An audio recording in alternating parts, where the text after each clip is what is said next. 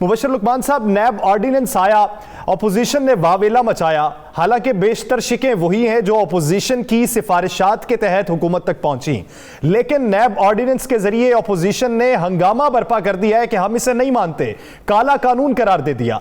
आपकी नजर में इसमें सबसे ज्यादा बेनिफिशियरी कौन है? चोर, उचक्के, डाकू।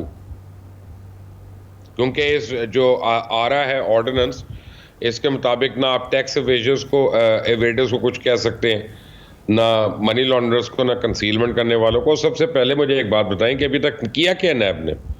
मुझे एक आदमी बता दें चलें जिसको पकड़ के उन्होंने सजा दी है और उनकी वजह से वो एक करप्ट आदमी, एक करप्ट सियासतदान, एक करप्ट ब्यूरोक्रेट, एक करप्ट रिटायर्ड गवर्नमेंट ऑफिसर जो है वो कैफरे किरदार तक पहुंचा। हाँ, मैं आपको बता सकता हूं कि ब्रॉड शीट में नैब के अपने करप्शन जो है वो सामने आ गई है कि नैब वालों ने कितनी करप्शन की, उनके अपने पुराने चेयरमैन ने कितनी खाई, उनके डीजीज ने कितने पैसे खाए, उन्होंने मुसावी से वहां पे हाथ किया हुआ था और बार बार वो पैसे दे रहे हैं और अभी भी पैसे दे रहे हैं और अभी मजीद आपने देने हैं। तो फायदा किसका हुआ? चोरों का, लुटेरों का, और किसका होना? मुबशर साहब, नैब बंद कर देनी चाहिए। मुबशर साहब, माजी में अपोजिशन ने जो अपने नैब के हवाले से तरामीम के लिए बातें की थी, उसमें से बहुत सी शिकें तो इसमें शामिल है। तो क्या आप समझते हैं कि अपोजिशन सिर्फ ड्रामा कर रही है, शोर डाल रही है, और अपोजिशन जिसको इसमें रिलीफ मिलेगा ये सब आपस में मिलजुल के हो रहा है? राना साहब, बड़ी माजरत के साथ, पता नहीं आपको बात अच्छी नहीं लगेगी, मेरे पास क्लिप है, आप चाहते हैं तो मैं अभी आपको ऑन एयर सुना देता हूँ कि माजी में इमरान खान साहब भी ये कहते थे कि नैब के ऑर्डिनेंस को ना तब्दील करो, वज़ीर आज़म को तब्दील करो अगर करप्शन है, और वो कह रहे थे कि नैब को मेरे अंडर करो, 3 महीने में मैं सारी करप्शन ख़त्म कर दूंगा।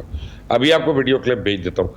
ये देखें, हर हमारा सियासतदान जब ऑपोजिशन में होता है तो उसकी बयान डिफरेंट होता है और उसकी आउटलुक डिफरेंट होती है, उसका विजन डिफरेंट होता है। जैसे ही वो हुकूमत में आते हैं उनके बयानात मुख्तलिफ हो जाते हैं, उनकी सियासत डिफरेंट हो जाती है और उनका विजन डिफरेंट हो जाता है। मैं आपको एक बात बताऊं, अभी मैं ब्रेक पे जाने से पहले आप लोगों का प्रोग्राम सुन रहा था और मैंने कहा काश इसी के ऊपर बात कर लें, थोड़ी सी उस पर भी कर लेते हैं आगे चल के। आप मुझे बता दें राना साहब, आप ऐसा करें, छोटे मजदूर को छोड़ दें। मैं आपको कहता हूं जिसकी तनख्वाह लाख रुपया तनख्वाह वाला, जिसके 2 बच्चे हैं, घर में एक बूढ़े माँ बाप हैं, मुझे उसके घर का बजट बना के दिखा दें, मैं आपको सलाम करूंगा। क्या बातें कर रहे हैं? ठीक है, आपने मजबूर किया लोगों को कि चोरी करें, मजबूर कर दिया है कि वो अपना फाका करें, आपने मुफलसी और लाचारी पे मजबूर कर दिया लोगों को। ये कोई इज्जत से जीना होता है राना साहब? ठीक कह रहे हैं, बिल्कुल ठीक कह रहे हैं पशा साहब। और आपके 3-4 दिन पहले वजीर इत्तलात ने बयान दिया हमने 1 करोड़ नौकरियां दे दी हैं। मुझे बताएं राना साहब, किस जगह दी हैं? चले मुझे बताएं ना, कि झूठ की भी कोई पैर होने चाहिए ना, कि 5 नौकरियां दी हैं कहीं पे, चले मुझे बता दें। 3 नौकरियां दी हैं जो कैबिना के अलावा, उनके अलावा किसको नौकरी दी है? गलत इत्तलात और गलत इंफॉर्मेशन बार बार दी जा रही है, उसका जिम्मेदार कौन है और उसका फॉल आउट क्या है? नहीं है। आपने कीमतें बता रहे थे, मैं आपको चैलेंज कर रहा हूं, चलें लाहौर में 14 बड़ी मार्केटें हैं, आप मुझे 14 मार्केटों में एक रेट दिखा दें किसी एक चीज का। नहीं है, बिल्कुल नहीं है। मेरा एक मार्केट में 4-4 रेट है मुबशर साहब, एक मार्केट में 4-4 रेट है, 14 मार्केट है तो दूर की बात। मैं तो 92 चैनल के ऊपर बैठ के ये चैलेंज कर रहा हूं उस्मान बुज़दार को। क्या बातें हैं? झूठ के कोई पैर होते हैं? सिर्फ अपना हम बात कर रहे हैं, आप लोगों को जलील करना, तजलील करना, लड़ाई करना, छोटा करना उनका का दूसरा से, हाथ आतम पाई करना, गालम गलोच करना। अल्लाह माफ करे यार ऐसी सियासत से, अल्लाह हर एक को माफ करे। मुबशर साहब, नैब ऑर्डिनेंस, अपोजिशन, मेरा फिर वही सवाल है, अपोजिशन जो है क्या इसके खिलाफ जाएगी? ड्रामा हो रहा है, क्या हो रहा है? नहीं, ड्रामा नहीं हो रहा, अपोजिशन बिल्कुल इसके खिलाफ जाएगी। और आपको एक बात बताऊं यार, आपको मैं एक बात बताऊं कि सबसे बड़ी बात यह है कि अपोजिशन को ये चेयरमैन नैब ने कितना आराम या मुश्किल किया हुआ आपको पता है, और इनका नहीं होना चाहिए यहाँ पे वो भी आपको पता है। का ऑर्डिनेंसेस आ रही हैं यार, ऑर्डिनेंस से हुकूमतें चल रही हैं तो पार्लियामेंट बंद कर दें, क्यों इतना बोझ डाला हुआ है नेशनल एक्सचेकर पे? सेनेट को घर भेज दें। हम लोग क्यों अपना अरबों रुपए के खर्चे कर रहे हैं इन लोगों की मुराद के ऊपर, इन लोगों की तनख्वाहों के ऊपर, इन लोगों के एयर कंडीशनिंग के ऊपर, इनके स्पेशल सब्सिडाइज कैफेटेरियाज के ऊपर क्यों हम कर रहे हैं फिर ये?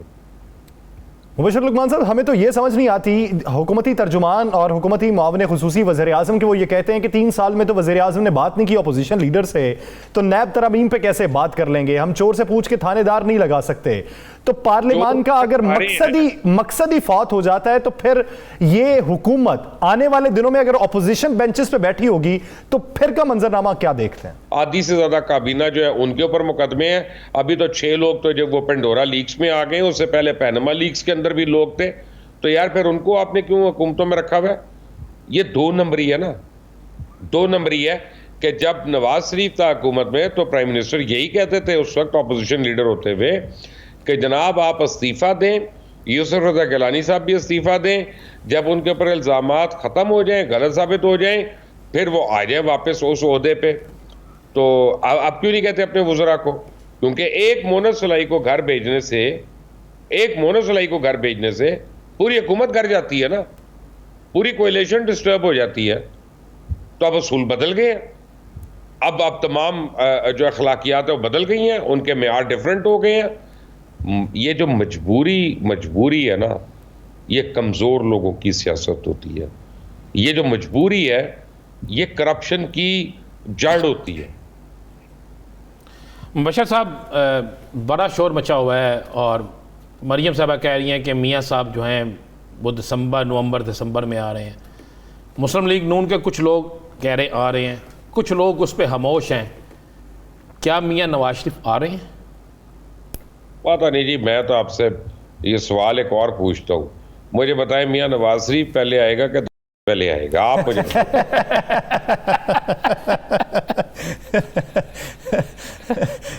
चलें ये बता दीजिए, आपके जिन्होंने आना होता है वो भागते हैं। चलें ये बता दें, आपके दोस्त जो शहबाज शरीफ साहब हैं वो वाकई सीरियस हो गिरे हैं या किसी वजह से या किसी वादे की वजह से खामोश हैं? अच्छा, मेरा भी आपने उनको दोस्त बना दिया, बड़ी मेहरबानी आपकी। मैं ये जो आतिम ताई आप बन जाते हैं ना एकदम से और मेहरबानियाँ फरमा देते हैं, ये बड़ी स्टोर। लेकिन मेरी बात हुई है उस दिन, उनके घर पे भी बात हुई है। एक्चुअली गिरे तो है और वो काफ़ी बचत भी हो गई है उनकी, क्योंकि उनको कमर की आपको पता है देरीना तकलीफ है। लेकिन हैविंग सेड दैट, अगर 2 हफ्ते का रेस्ट है तो कोई प्रॉब्लम नहीं है राना साहब। 2 हफ्ते भी ख़त्म हो जाते हैं ना, और तो 2 हफ्ते बाद वही बात हो सकती है, वही पेशी हो सकती है। लेकिन एक बात मैं आपको ज़रूर बता सकता हूँ, और ये मेरी बड़ी पक्की कि इस वक्त मरियम नवाज बहुत शबाज लगता है और शहबाज शरीफ को मरियम नवाज एक आंख नहीं पाती। और अब जो है दोनों भाइयों के बयानिए में भी ज़मीन आसमान का फ़र्क हो गया और हुकूमत इसका फ़ायदा उठा रही है, क्योंकि हुकूमत को पता है नवाज शरीफ और मरियम तो ब्लैक लिस्ट हो चुके हैं, वो तो नहीं अब इलेक्शन कंटेस्ट कर सकते। तो उनको बिलावल से पंजाब के अंदर कोई ख़तरा नहीं है, और पंजाब आपको पता है सेंटर ऑफ ग्रेविटी है। तो वो यहाँ पे किसी तरह शहबाज शरीफ साहब को डिस्क्वालीफाई करना चाहते हैं ताकि उनका मैदान, सियासी मैदान जो है साफ़ हो जाए। अब आप इसीलिए देख लीजिएगा कि मॉल टाउन केस रोज़ाना की बुनियादों पे होएगा, उसके अंदर तेज़ी आ गई है। इनके जो केसेस हैं नैब के, वो भी उनमें भी तेज़ी आएगी। हमजा शहबाज के केसेस में अभी तेज़ी आएगी। हुकूमत इन 2 लोगों को टारगेट करने के लिए बहुत